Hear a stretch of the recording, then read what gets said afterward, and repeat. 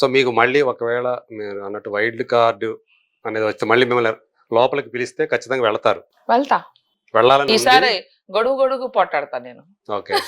ఊ గేమ్ అన్న పట్ట అసలైన గేమ్ ఆ ఆడతారా? అన్న పొట్టాడతా. ఆహా కాదు, ఊ అన్న పొట్టాడతా, ఆ అన్న పొట్టాడతా. నా మొక్కల్లో మొక్క పెట్టి ఇలా చూసినా కూడా ఎందుకు చూస్తున్నావు, నా ఫేస్ లో ఎందుకు చూస్తున్నావు, నువ్వు చూడటానికి వీల్లేదు, సో కంటెంట్ ఇస్తా ఉంటారు. ఇస్తాను. నేను కూడా వెళ్ళి నేను కూడా మైక్ లో బిగ్ బాస్ నాకు ఇలా జరిగింది బిగ్ బాస్ అయినా ఎప్పుడు వెళ్ళి పొట్టాడేస్తా. ఒక నిమిషం ఉండండి. సో ఇంతకీ మీ దృష్టిలో ఫైనలిస్టులుగా ఉండే వాళ్ళు ఎవరు, విజేతగా నిలిచే వాళ్ళు ఎవరు అనుకుంటున్నారు మీరు గమనించినంత వరకు? Number 1 Vishnupriya, high chances to be finalist గా. ఓకే. దెన్ నాకు ఇష్టమైతే సీత, తను ఇంకొంచెం స్ట్రాంగ్ అయ్యి తను కూడా ఫైనల్స్ కి వెళ్తుందని అనుకుంటున్నా. సీత. ఓకే. దెన్ తను నిఖిల్ కూడా వెళ్ళే ఛాన్స్ ఉంది ఫైనల్స్ కి. తను కూడా మంచి strong contestant. Abhay Naveen strategical ఆడుతున్నాడు. ఓకే. వరంగల్ అబ్బాయ. సోనియా కూడా మంచి స్ట్రాంగ్ కంటెస్టెంట్. తన నెగిటివిటీ తగ్గించుకొని కొద్దిగా ఇప్పుడైనా రియల్ ప్లే ఆడి ఇలా జనాల మనసుల్ని తో ఆడకుండా తను అట్లీస్ట్ ఇప్పుడన్నా రియల్ గా మంచిగా ఆడితే తను ఫైనల్స్ కి వెళ్ళే ఛాన్స్ ఉంది. ఓకే. విన్నర్ గా ఒకరి పేరు చెప్పాలంటే ఎవరు? విష్ణుప్రియ. అంత మీకు కాన్ఫిడెన్స్ ఉందా? నాకు ఇష్టం Vishnu, and she's a firecracker. తను ఎవరిని ఉన్న రోజులు ఎవరిని నొప్పించలేదు. చూడండి కావాలంటే తన్నే నొప్పిస్తున్నారు కానీ తను ఎవరిని నొప్పించలేదు. తన్నే అన్నెసరిగా అడల్టరేటెడ్ కామెడీ అని అదని ఇదని పాపం తన్ను బాధ పెడుతున్నారు. కానీ నీది చూడడానికి నీకెవరు ఫ్యామిలీ లేకపోవచ్చేమో కానీ నాకు ఫ్యామిలీ ఉన్నారని అమ్మాయి అనడం అని తప్పు కదండి. విష్ణుకు ఫాదర్ లేరు, మదర్ ఈ మధ్యనే ఎక్స్పైర్ అయ్యారు. అలాంటి అనకూడదు. పర్సనల్లీ మనం ఒక మనిషిని అఫెండ్ చేయకూడదు. పర్సనల్ అటాకింగ్ చేసి పర్సనల్లీ మనం ఏంటంటే మానసికంగా వాళ్ళని దెబ్బతీస్తున్నాం. అది తప్పు. యుద్ధంలో నువ్వు యుద్ధం చెయ్యి, కానీ బ్యాక్ స్టాబింగ్ మానసికంగా వాళ్ళని కృంగదీసి గెలవడం అదొక గెలుపా? అలాంటి గెలుపు నాకొద్దు.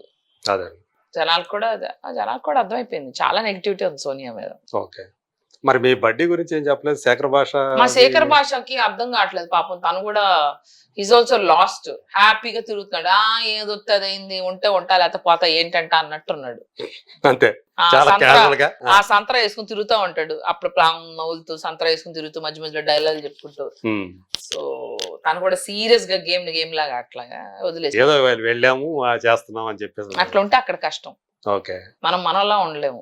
స్ట్రాటజీలు చేయాలి, ఉన్నదానికి లేనిదాన్ని గొడవలు ఎట్టేసుకోవాలి, పోటాడాలి. ఎంతవరకు తన పాపం ఉండగలుగుతాడో నాకు తెలియదు. నిజంగా మీకు అనిపిస్తుందా ఇది ఎవరైతే బయటకి ఎవిక్ట్ అవుతారో వీళ్ళు ఆడియన్స్ చేసే ఓట్ల వల్లే బయటకు వస్తారు అని మీరు నమ్ముతున్నారా? అంటే మనం కంటెంట్ లో ఏం చూపిస్తాము దాని ప్రకారం ఓట్లు పడతాయి కదా. సో ఇప్పుడు ఒకవేళ వాళ్ళకు నాకు అనిపించింది కొంతమందిని కంపల్సరీగా షోలో ఉంచాలి. వాళ్ళ వల్ల టీఆర్పీ వస్తుంది. వాళ్ళ అందంగా ఒక ఏజ్ లో ఉండొచ్చు. వాళ్ళు ఇప్పుడు పృథ్వీని చూసుకుంటే లాంగ్వేజ్ మాట్లాడకపోయినా ఇప్పుడు తను ఉండాలి కొంత యూత్ కోసం. అమ్మాయిలు చూస్తారు. అట్లాగే అందమైన అమ్మాయిల్లో కూడా కొంతమందికి అబ్బాయిలు ఆ అమ్మాయి కోసం షో చూస్తారు. అది టీఆర్పీ కోసం కొన్ని తప్పదు, ఉంచాలి కొంతమందిని. వాళ్ళకి ఓట్లు పడినా పడకపోయినా ఉంచాలి. సో వాళ్ళకి సంబంధించి నాకు అనిపించింది ఓట్లు మ్యానిపులేట్ చేయలేరు కానీ వాళ్ళకి ఓట్లు పడేలాగైతే వాళ్ళ కంటెంట్ బాగా చూపిస్తారు. వాళ్ళ కంటెంట్ ఎప్పుడైతే బాగా చూపిస్తారో వాళ్ళకి ఓట్లు పడతాయి. అది అర్థమైపోయింది కదా. సో అది తప్పదు. ఇంకా అది you have to do it. నేనే ఒక షో రన్ చేసినా నేను కూడా అలాగే చేయాలి. ఎందుకంటే నేను అర్థం చేసుకున్నా ఫార్మాట్. వీళ్ళు కూడా గేమ్ ఆడతారు. వీళ్ళు కూడా అంటే ఫార్మాట్ అనేది ఎలా ఉంటదంటే కొంతమంది ఆ షో కావాలి, అవసరం వాళ్ళ కంటెంట్ బాగా ఎక్కువ చూపిస్తారు.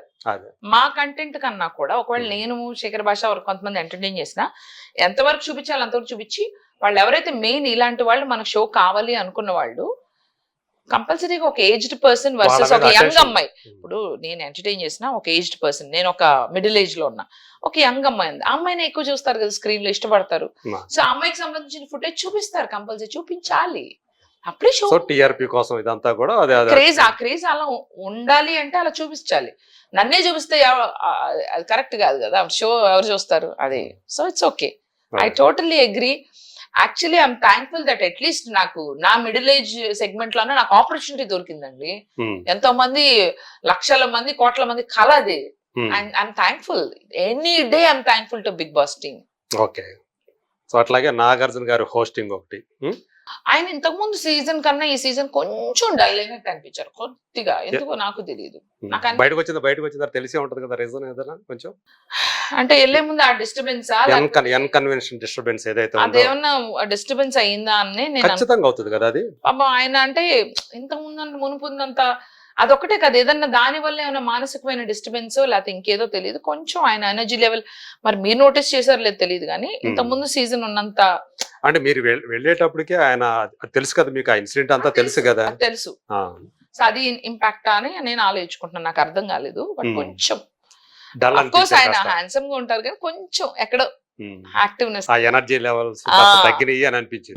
మీకు ఎలా అనిపించింది? ఖచ్చితంగా నాకు అదే అనిపించింది, దాని ఇంపాక్ట్ పడింది అని అనుకున్నాను నేను కొద్దిగా. ఆయన ఫేస్ లో అది ఆ గ్లో ఏదైతే ఉండేది ఇది వరకు మామూలుగా, సో ఆ హుషార్ అనేది ఉంటుంది కదా, అది కొంచెం ఆ లెవెల్స్ కాస్త తగ్గినాయి అని అనిపించింది నాకైతే పర్సనల్ గా. సో మీకు కూడా అలాగే అనిపించింది. సో మొత్తానికి చూసుకుంటే అంటే బిగ్ బాస్ అనేది మీకు ఒక పర్సనల్ లెవెల్లో ఏదైనా మేలు చేకూర్చింది అంటారా? డెఫినెట్లీ.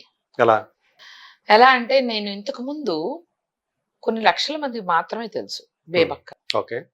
బిగ్ బాస్ అనే షో ద్వారా కొన్ని కోట్ల మందికి బేబక్క ఎవరి బెజవాడ బేబక్క ఆ క్యూరియాసిటీతో కుతూహలంతో నా వీడియోలు ఎక్కువ మంది చూశారు, నాకు ఫాలోవర్స్ పెరిగారు.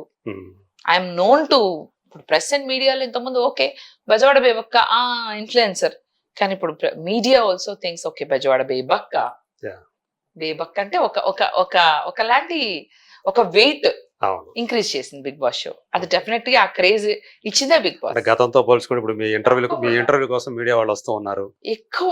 అసలు ఇంతకు ముందు ఎప్పుడూ లేనంత క్రేజ్. ఇప్పుడు మేము కొన్ని ఇష్టమే కానీ కొన్ని చేయలేకపోతున్నాం.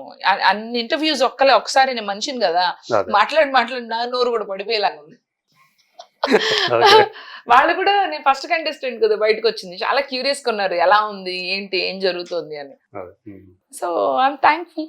డెఫినెట్లీ మూవీస్ ఆల్రెడీ ఉన్నాయి, ఇంకొన్ని కొత్తవి వస్తాయి, ఎక్స్పోజర్ వచ్చింది. ఇప్పుడు దాకా ఒక 20 సినిమాలు చేశారు.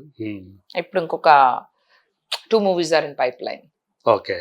One will be shooting probably next month. Okay. ఇంకొకటి బిఫోర్ బిగ్ బాస్ లేకపోతే ఆఫ్టర్ బిగ్ బాస్ ముందే ఉన్నాయి. ఆ 2 సినిమాలకి నేను ఎన్ని రోజులు ఉంటానో తెలియదు నాకు. వెయిట్ చేయగలిగితే వెయిట్ చేయండి అన్న, వాళ్ళు 2 వెయిట్ చేశారు, నేను వాళ్ళ కోసం అన్నట్టు బయటకు వచ్చా. Anyway shoot is in October, so I have time.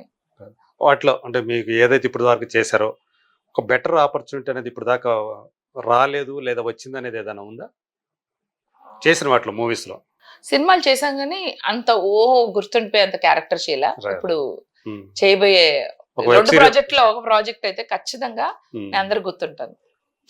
Suspense, అది లెట్స్ వెయిట్ ఫర్. అది శ్రీకాంత్ తో చేసింది ఒకటి ఉంది కదా, అది కూడా అంత నేనేం గుర్తుండిపోలేదు, అది కూడా నేను అంత కనపడలేదు. చిన్న రోల్. చేయబోయేది మంచి రోల్.